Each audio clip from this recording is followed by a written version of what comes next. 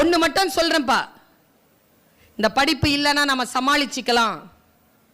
இல்ல இல்ல, படிப்பு இல்லைன்னா சமாளிக்க முடியாது. பாஸ் பண்ணித்தான் ஆகணும்.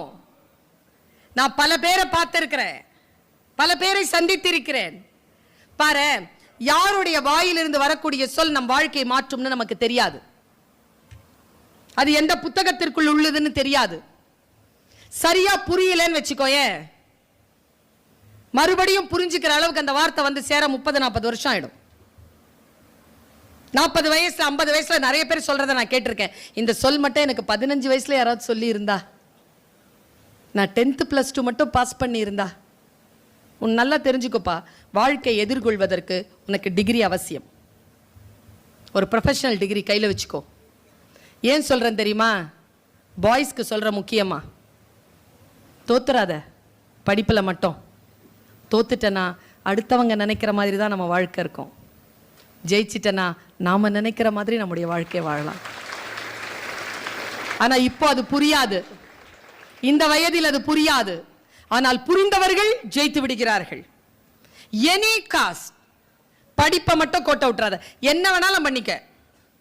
இன்னொரு விஷயம் சொல்லவா, அந்த +2 வயசுல இருக்கக்கூடிய பிள்ளைகளுக்கு சொல்றேன், 10th இருக்கக்கூடிய பிள்ளைகளுக்கு சொல்றேன், love மேட்டர்லாம் மாட்டிக்காத.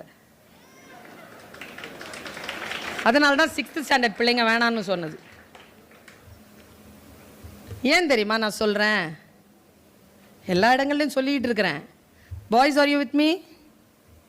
Are you with me? புரியுதா நான் சொல்றது? நீ சொல்லாத, புரியுதா? நல்லதுக்காக சொல்கிறேன், முடிஞ்சா வாங்கி வச்சுக்கோ. என்ன தெரியுமா, இந்த வயசில் முடிவு பண்ணாத. இந்த வயசில் சில விஷயங்கள் தோணும், முடிவு பண்ணாத. காலம் ஒன்று கனியும். இன்னொரு 10 வருஷம் இருக்கு உனக்கு.